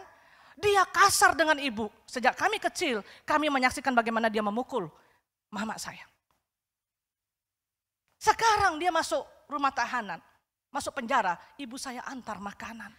Dengan alasan kita harus belajar mengasihi papamu supaya dia boleh bertobat. Bagi saya tidak benar itu. Ya. Dia tidak mau bertobat, itu dosanya sendiri, itu urusannya sendiri. Keselamatan adalah masing-masing. Wow, dia meledak-ledak saudara. Remaja, SMP. Ya. Akhirnya saya layani, saya berbicara. Saya katakan tentang firman, ya tetap kamu harus menghormati karena firman Tuhan berkata, hai anak-anak, hormatilah orang tuamu. Tidak ada kalimat tambahan, kalau dia baik, kalau dia hidup benar, gak ada. Yang ada adalah hormatilah orang tuamu. Itu sebabnya otoritas Allah yang menetapkan, orang tua adalah otoritas kita. Hormati, bukan berarti kita dia berkata bagaimana kita mau menghormati, orang macam begitu mau dihormati Kak Lea, tidak salah ini. Dia bilang, bingung saya dengan kekristenan. Dia berkata, saudara, bingung saya dengan kekristenan. Orang model begini mau dihormati. Saya jelaskan, kalimat itu, hormatilah ayah dan ibumu, tidak ada kalau dia baik. Kalau dia benar. Dia bilang begini kepada saya, saudara. Gampang Kak Lea ngomong. Dalam hati saya begini, ini orang ngeyel ya. Dia datang, dia minta dilayani. Kalau dia kasih balik-balik ke kita gitu ya. Oke. Namanya juga saya bisa memahami. Dia butuh seseorang yang bisa mengeluarkan unek-uneknya. Dia anak logika, ya, anak logika. Jadi yang bisa menjawab logikanya dia gitu. Saya berkata, kamu berkata gampang saya ngomong. Saya tidak ngomong. Ya, saya panggil namanya. Saya nggak sebutkan di sini namanya. Saya bukan hanya sekedar ngomong. Orang yang duduk di depanmu ini adalah orang yang sempat mengalami seperti yang kau alami. Ekspresinya udah mulai berubah, saudara. Sama kamu dengan saya. Saya dari kecil, kami bertiga tidak pernah diurus oleh papa. Makanya kenapa sampai ibu saya berencana menggugurkan saya. Yang akhirnya saya hidup ya dan tidak cacat. Setelah saya bertumbuh, lahir jadi bayi, sampai usia sekian, sampai ayah saya meninggal boleh dikata, kami tidak pernah diurus. Saya berkata sama dia, ya saya gantian suara keras sama dia, gitu, karena harus syok terapi sama dia. Dan kamu tahu, ayah saya, beliau sudah almarhum ya, saya tidak bermaksud mendiskreditkan. Ayah saya adalah pribadi yang tega. Dia bisa melihat istri dengan anak-anaknya tidak makan. Sementara dia makan. Dia bisa melihat anak dengan istrinya tidak makan kelaparan. Sementara dia menyembunyikan uang. Di dalam rumah berapa kali uang disembunyikan ibu saya dapat. Ibu saya itu punya indera keenam. Ya. Dia selalu tahu di mana ayah saya menyembunyikan uang. Dan ujung-ujungnya perang Iran-Irak saudara. Aduh. Sesuatu yang tidak mengenakan itu dalam suatu rumah tangga kami anak-anak merasakan. Sementara ibu saya minta uang belanja, ayah saya berkata tidak ada uang belanja. Dia hanya tidur karena pulang subuh kan, pemain judi, pulang subuh. Padahal uang ratusan ribu ada disembunyikan. Kami pernah sampai sore kami tidak makan. Saat itu ibu saya belum berjualan kue. Yang akhirnya menantang ibu saya untuk berjualan kue. Supaya kami bisa makan. Saya tahu apa artinya lapar. Pada saat saya status sebagai anak. Pada saat saya status sebagai hamba Tuhan pun. Saya tahu apa artinya lapar. Sampai melayang-melayang badan. Saya tahu apa artinya kenyang, kelimpahan. Sampai jadi hamba Tuhan ini pun juga saya tahu apa artinya kelimpahan. Apa yang dikatakan Rasul Paulus di dalam Filipi itu saya alami. Aku tahu apa itu kekurangan. Aku tahu apa itu kelimpahan. Tapi di saat kita kelimpahan, kita tahu berkat adalah dari Dia. Tuhan mau kita menjadi bendahara yang baik, yang benar. Saya berkata kepada dia, kamu tidak pernah kelaparan. Dan itu pun ayahnya masih memberikan uang belanja saudara, tapi nggak pernah urus. Walaupun tidak rutin. Saya berkata, ayah saya, sementara dia di rumah, kami sore hari belum makan, dia nggak pusing, dia hanya keluar. Suatu saat saya pernah dibawa ayah saya pergi berjudi, waktu saya masih kecil. Ayah saya bawa di Tretes. Ya, saudara nggak tahu Tretes, saya jelaskan aja. Tretes itu sekian kilo dari Surabaya. Pergi dengan ibu saya, ya situasi kondusif, tidak ada perang Iran-Irak gitu ya. Waktu itu saya masih kecil, ya masih TK mungkin ya, masih TK. Saya dibawa, di situ saya tahu tentang perjudian. Rupanya orang kalau judi itu saudara, semalam suntuk nggak berasa bagi mereka. Dan makannya sedap-sedap. Gitu. Mereka judi terus makannya sedap-sedap. Makanlah, terus habis itu makannya enak-enak, ada snack lah, karena ada uang di tengah itu kalau nggak salah ya. Betul atau betul? Nggak ada yang jawab ini. Nah di situ saya mulai mikir, papaku ini makannya sedap-sedap, ayah saya ini makannya sedap saudara. Gitu ya, nggak suka makan tidak sedap, leher sedap. Tapi dia nggak pernah mikir, nggak pernah bisa berempati di saat kami dengan anak dengan istrinya tidak makan. Sebagai anak hati ini kecewa ya. Sebagai anak hati ini patut kalau pahit ya. Tapi saya bersyukur ibu saya meletakkan warisan yang paling berharga. Yang saya sampaikan beberapa waktu yang lalu. Harta atau warisan yang paling berharga adalah pengenalan akan Kristus. Hanya firman-lah yang membuat saya bebas dari kepahitan sampai ayah saya almarhum usia 55 tahun. Ayah dan ibu saya pisah pada akhirnya, bukan cerai resmi, hanya pisah begitu saja.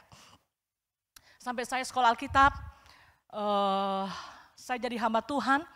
Kalau saya pulang ke Surabaya saudara, saya selalu cari ayah saya. Walaupun saya harus mendapati situasi yang tidak enak, ibu saya tidak pernah setuju saya berjumpa dengan ayah saya. Saya anak yang paling disayang karena perempuan satu-satunya ya. Jadi sampai suatu saat ibu saya marah. Seakan-akan jangan berani melangkah untuk ketemu dengan papamu. Saya tidak membenarkan. Saya berkata kepada ibu saya, Mak, saya memahami firman, saya bersyukur buat firman yang Mama ajarkan. Mama yang ajarkan saya firman.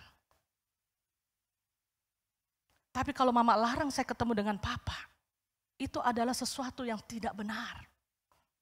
Tidak usah ketemu bapakmu, begitu kalau Mama saya marah ya. Nggak usah ketemu bapakmu gitu. Ya, gitu. Nanti kalau anaknya tak salah sedikit, ini anak-anak modelnya kayak bapak gitu. Orang Jawa atau saudara gitu kan. Ya, jadi saya berkata, jangan pernah larang saya untuk ketemu dengan Papa. Sebetulnya yang lebih pahit itu kami anak, Mak.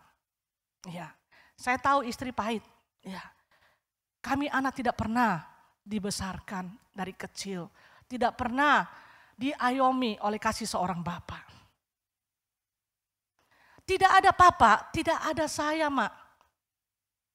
Saya tidak mau, ya, minta maaf kalau saya harus tetap ketemu dengan papa. Saya kalau pulang ke Surabaya, saya pasti akan cari ayah saya. Saya ajak kakak-kakak saya.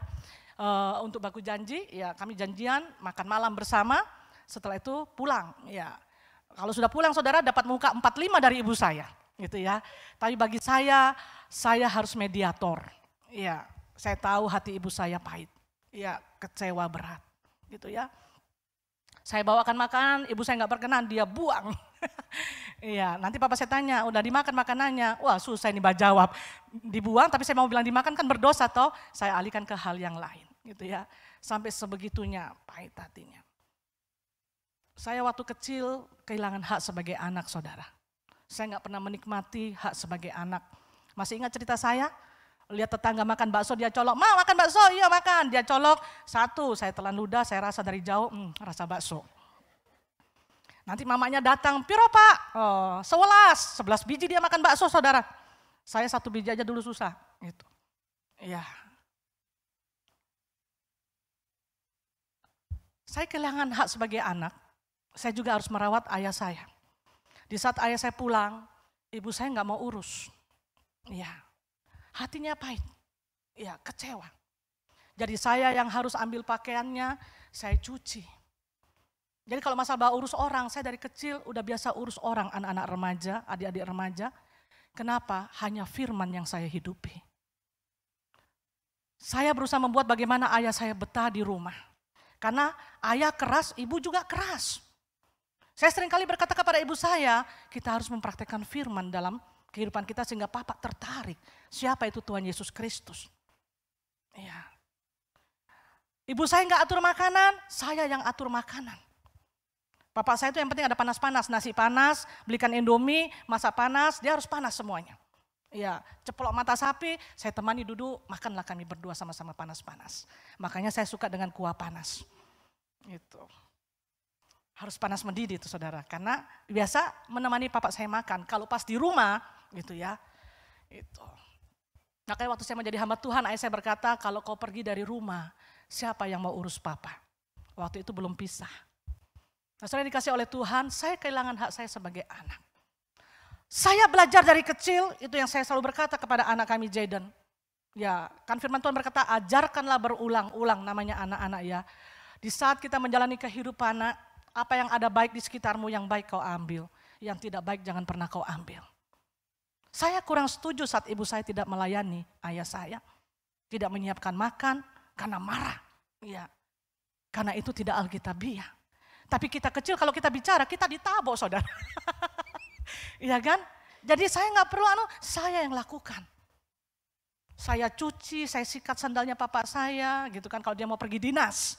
Dinas apa saudara? Dinas main judi. Bukan dinas bekerja. Itu. Tengah malam, ibu saya sudah ultimatum. Jangan ada yang berani buka pintu. Awas memang yang berani buka pintu. Ayah saya ketuk pintu. Panggil nama saya. Buka tidak, kalau buka siap sakit. Kenapa kalau buka siap sakit? Ibu saya gampar saya. Tapi saya berpikir saudara, kalau saya tidak buka, papaku tidak pulang. Bisa-bisa dia dengan perempuan lain mungkin atau kemana. Biar jo saya sakit, yang penting saya buka. Saya turun dari ranjang, kan ranjang susun. Kakak saya di bawah, saya di atas. Turun saya dari ranjang, saya buka. Betul, saya dapat gampar dari ibu saya. Tapi ayah saya masuk, pulang. Pagi ibu saya nggak siapkan makan.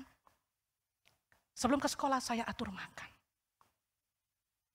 Pakaian gak dicuci, saya cuci, saya setrika. Masih kecil, jadi saya tidak menikmati hak sebagai anak.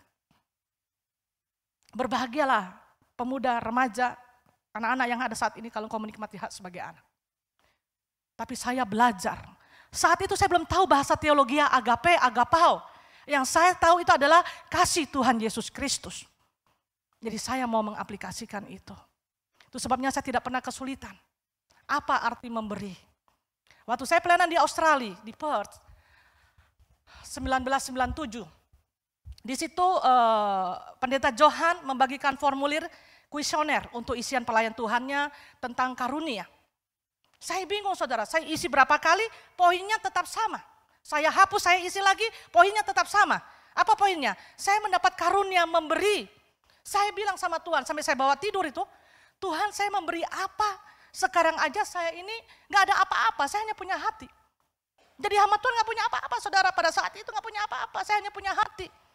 Susah, senangnya dalam pelayanan, apalagi selama di Australia. Ya. Nah saudara, Roh Kudus berbicara sama saya, tiba-tiba Roh Kudus putarkan kembali. Semua yang saya ceritakan sama saudara ini tadi, Roh Kudus putarkan. Kau belajar memberi hidupmu. Itulah karuniamu. Bukan karena uang, tapi kau belajar membagikan hidupmu. Itu yang Tuhan taruhkan dalam hidup saya. Itulah karunia memberi. Memberi tidak hanya dalam hal finansial, tapi membagikan hidup itu yang lebih terpenting. Kalau saudara belajar tentang kisah Rasul, hidup jemaat yang mula-mula. Yang sudah melewati modul 2, jangan pernah dilupakan itu hidup jemaat mula-mula. Gaya hidupnya jangan pernah dilupakan. Iya, mereka saling membagi hidup. Tidak egois. Iya, saya berkata, oh begitu Tuhan, terima kasih. Saya ingin punya karunia yang lain sebetulnya. Tapi yang nomor satu, yang paling dominan itu adalah memberi.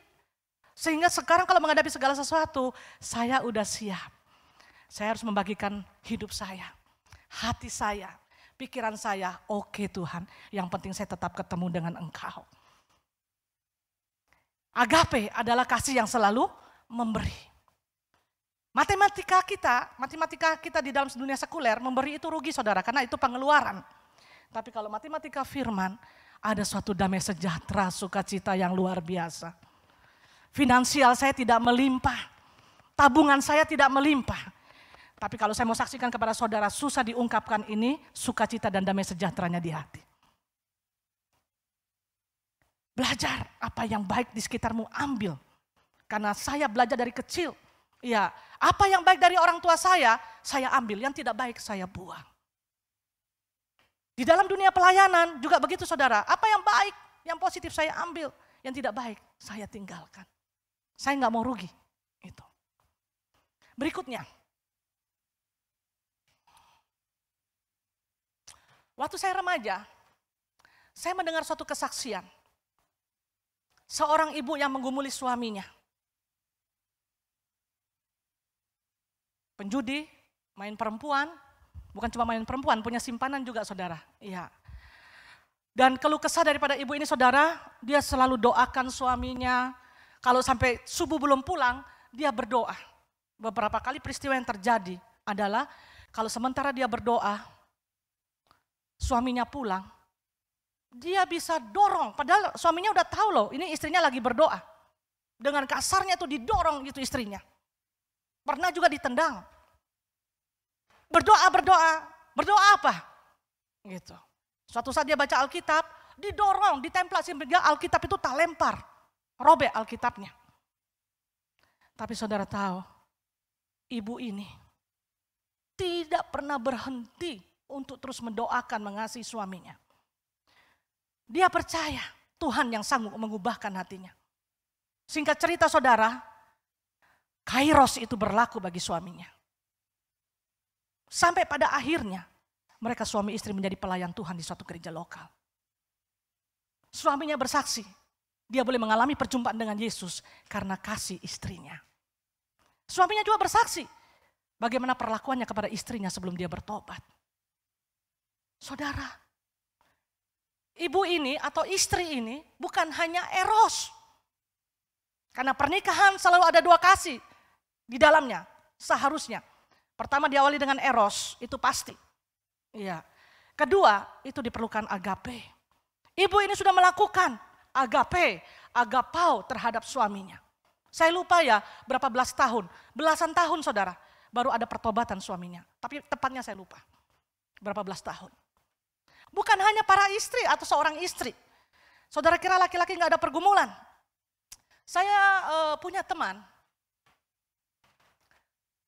Yang teman saya itu perempuannya sebetulnya. Ya, suaminya akhirnya berteman juga dengan saya. Suatu saat suaminya menghubungi saya. Bantu doa. Karena saya lagi menggumuli istri saya ini. Saya baru tahu saudara, padahal saya temannya. Ternyata istrinya itu perokok berat. Iya. Suaminya sangat rohani, sering sharing dengan saya, ya gitu kan. Sering sharing dengan saya dalam hal-hal, teologisnya cukup bagus, ya gitu. Bahkan dia ingin sekolah teologi ya, sampai saya tanya, kenapa mau jadi pendeta? Oh enggak, saya biar di dalam dunia usaha saya suka belajar teologi ya, karena saya punya misi untuk menjangkau teman-teman, gitu ya. Nah saudara, akhirnya dia berkata saya yang menggumuli, bantu doa. Dia sudah mulai berhenti beberapa hari ini.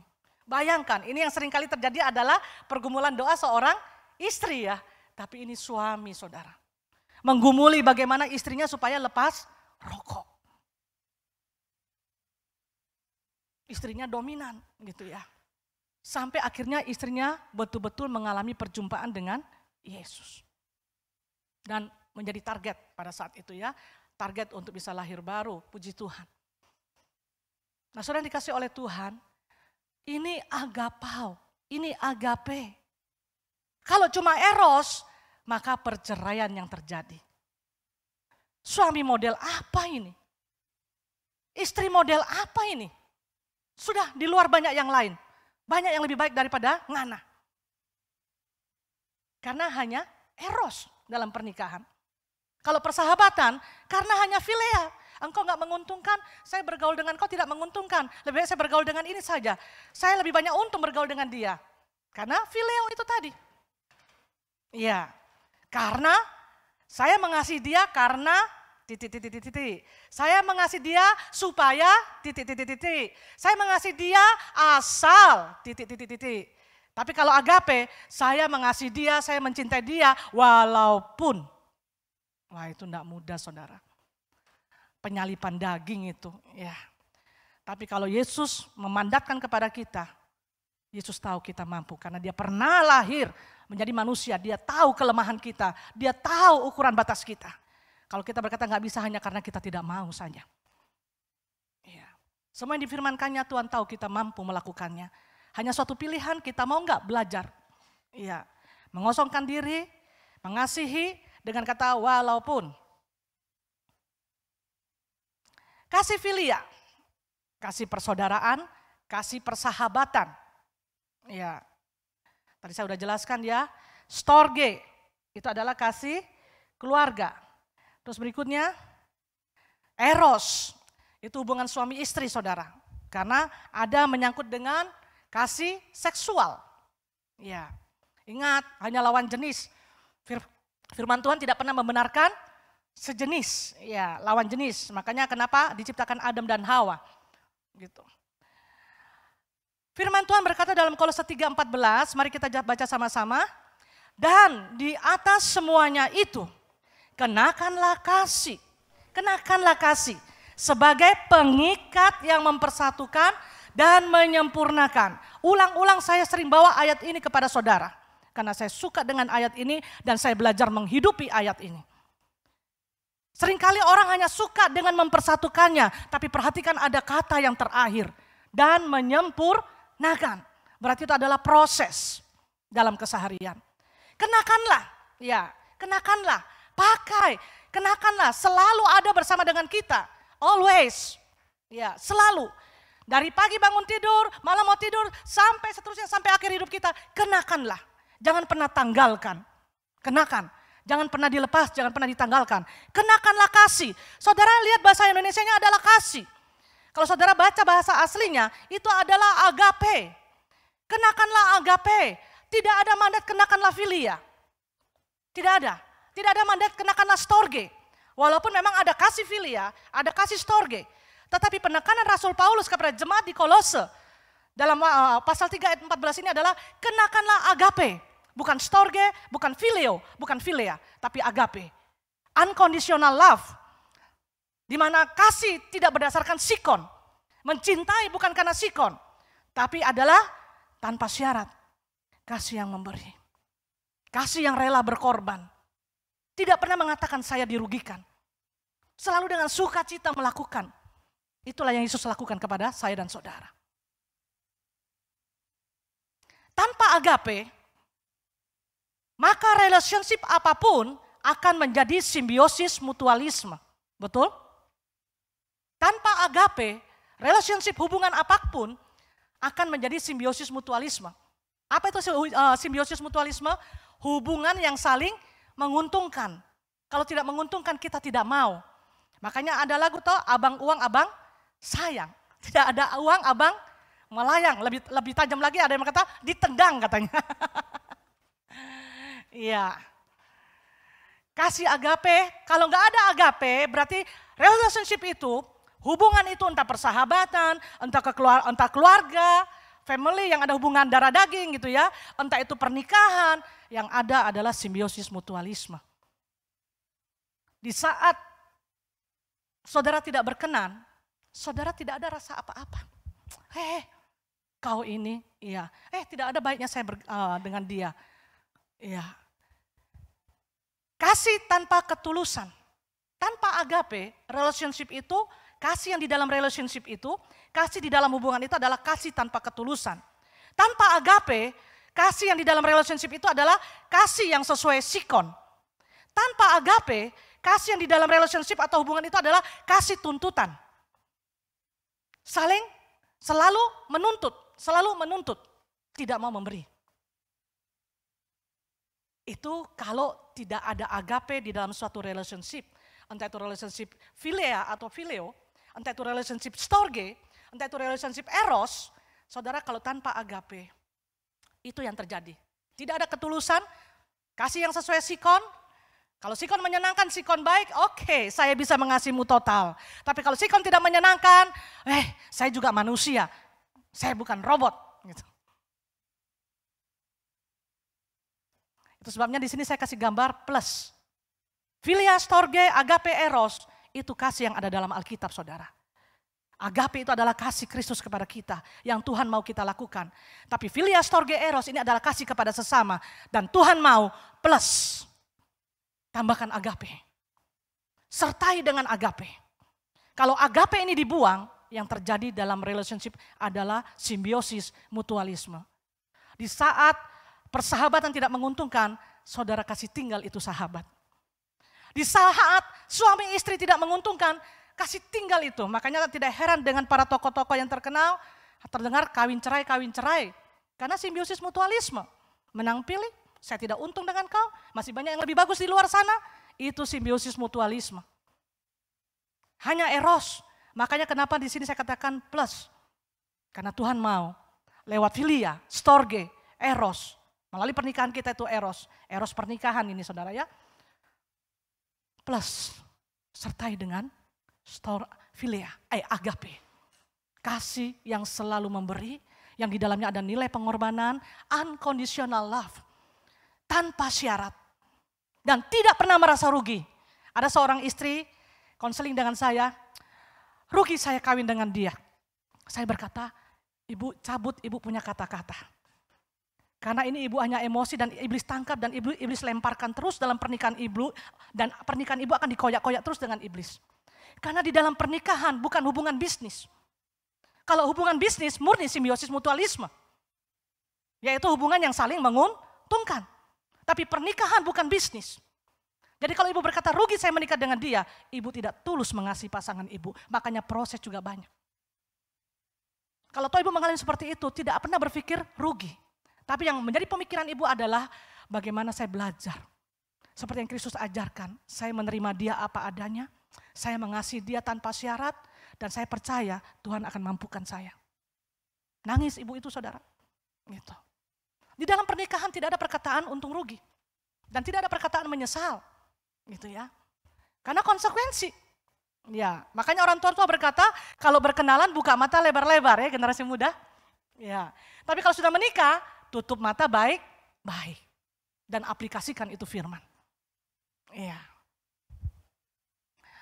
Keakraban persahabatan di dalamnya tidak ada nilai pengorbanan. Ini kalau tanpa agape saudara. Kalau tanpa agape, philia itu di dalamnya adalah keakraban persahabatan di dalamnya tidak ada nilai pengorbanan. Karena hubungan saling menguntungkan menjadi tujuan dari persahabatannya. Kita lihat ini.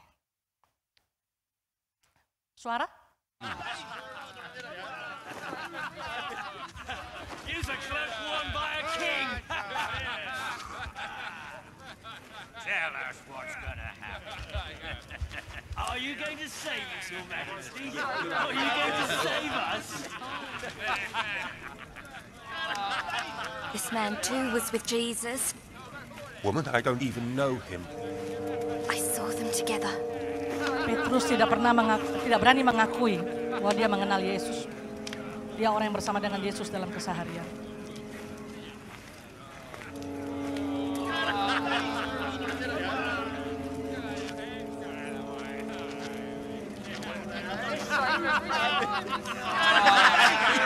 Come on, how does it feel to look after somebody? You are one of them too. But I am not.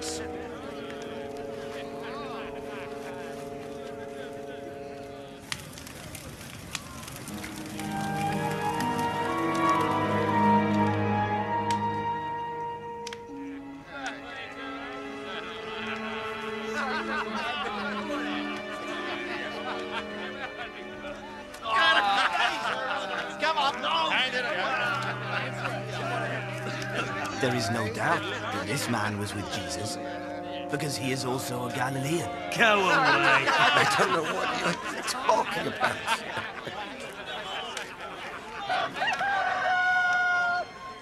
Jesus turned and looked straight at Peter. Then Peter remembered what the Lord had said to him. Before the cock crows today, you will say 3 times that you do not know me.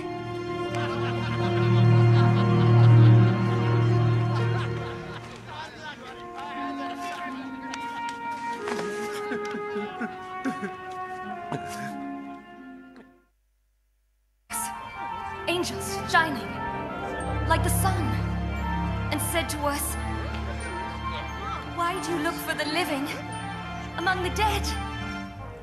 It's true.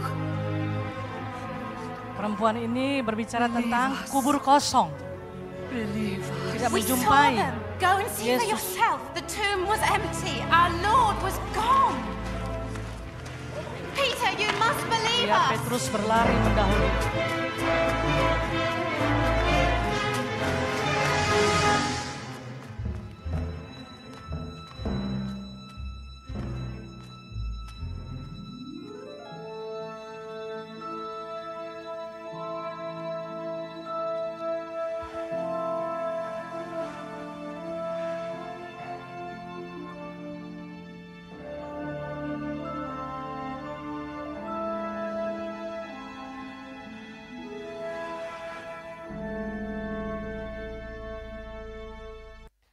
Saudara, ingat tadi Petrus berkata, aku philea Tuhan, aku phileo.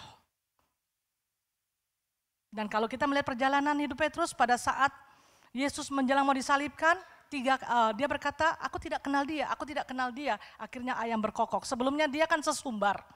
Biar mereka meninggalkan engkau, aku sekali-sekali tidak akan meninggalkan engkau. Yesus berkata, Petrus, engkau akan menyangkal aku selama 3 kali sebelum ayam berkokok. Nah, saudara yang dikasih oleh Tuhan, pada saat Petrus ketiga kalinya tidak mengakui ayam berkokok. Salah satu kitab Injil berkata, Petrus menangis terseduh-seduh. Dia nggak berani mengakui kalau dia kenal dengan Yesus. Kalau dia selalu bersama dengan Yesus. Tapi pada saat dia mendengar berita Yesus bangkit, Alkitab juga mencatat, dia pergi mendahului berlari. Dia menjumpai kubur kosong. Petrus mencintai Yesus. Aku philea Tuhan. Tuhan bertanya 2 kali, apakah engkau agape? Tapi satu hal yang luar biasa saudara, kita sudah melihat tayangan tadi. Di akhir hidupnya, Petrus pernah menyangkal Yesus. Tapi dia tidak bunuh diri seperti Yudas. Dia bangkit. Dia mau dipulihkan. Dan saudara melihat kalau di dalam Kisah Para Rasul, akibat kebangkitannya, pemulihannya, pertobatannya, saudara tahu dia berjalan, orang sakit kena bayangannya saja sembuh. Saudara sakit saya lewat belum tentu sembuh. Petrus sembuh saudara kena bayangannya. Tuhan pakai luar biasa. Dan yang terakhir kali Alkitab mencatat, dia mati syahid. Dengan matinya salib, kepala di bawah, kaki di atas. Karena dia tidak merasa layak disalibkan seperti Yesus Kristus. Dan pada akhirnya saat dia menangis, engkau tahu segalanya Tuhan, aku philea. Tapi di akhir hidupnya dia membuktikan, aku mau agape Tuhan. Dia rela syahid, mati syahid, disalibkan. 12 murid Yesus mati syahid. Ada yang dikuliti, ada yang masuk dalam penggorengan, ada yang dipenggal kepalanya Paulus, Petrus disalibkan dengan posisi badan terbalik.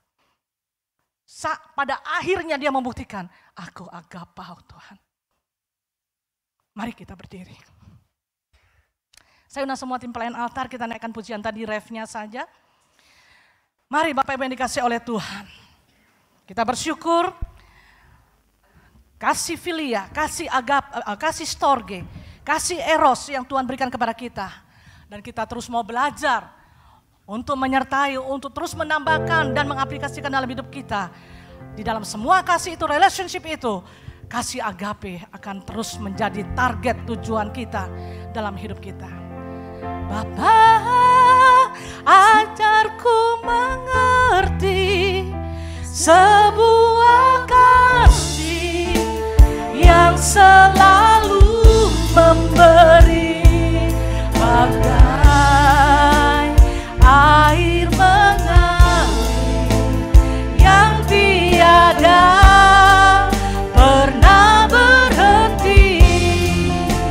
Bapa ajarku mengenal. Bapa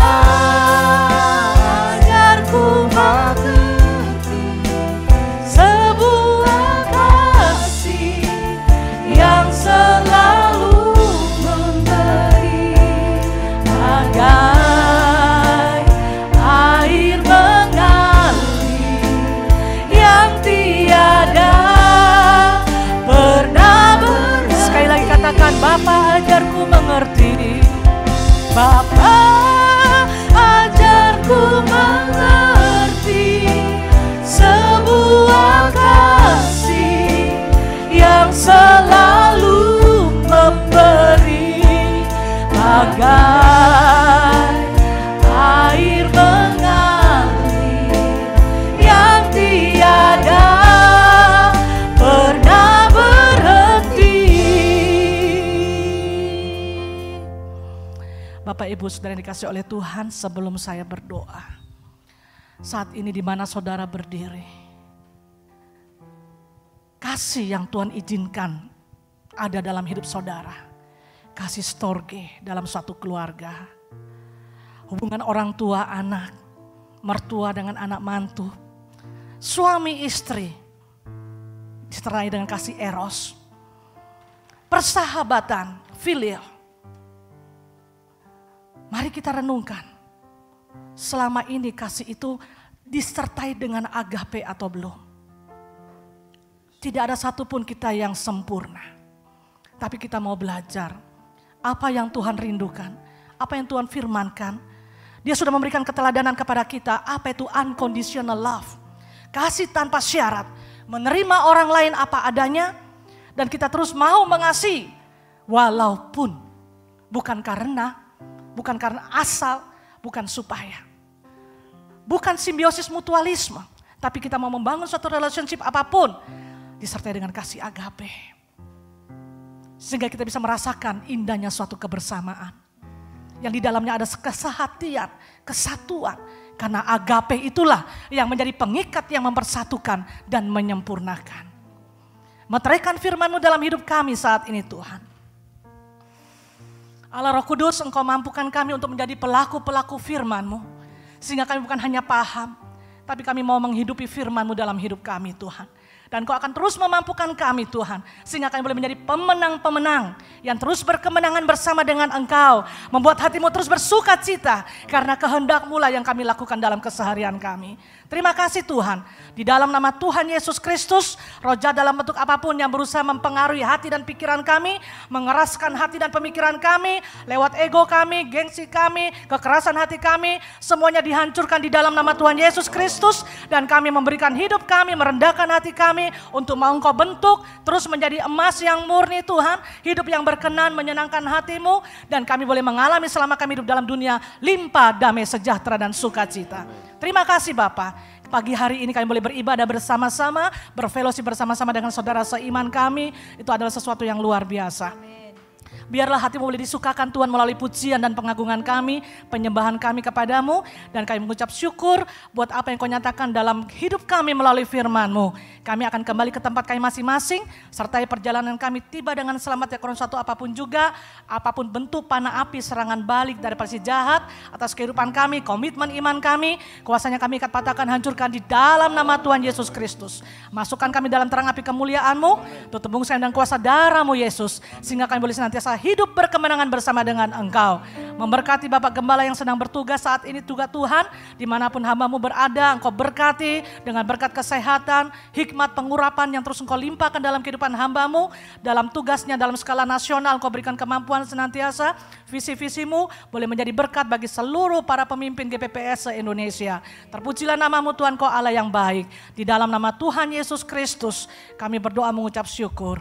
Saudara-saudara yang dikasih oleh Tuhan, terimalah berkat dari Allah Bapa dan Tuhan kita Yesus Kristus, serta dalam persekutuan Roh Kudus-Nya ada menyertai kita sekalian dan membuat berhasil akan apapun yang kita kerjakan mulai saat ini sampai Tuhan Yesus datang kembali. Amin. Tuhan Yesus memberkati.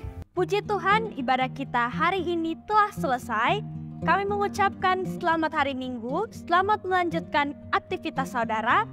Akhir kata, pesan Tuhan di tahun 2023, berharap yang terbaik dan bersiap untuk yang terburuk. Selamat hari Minggu, Tuhan Yesus memberkati.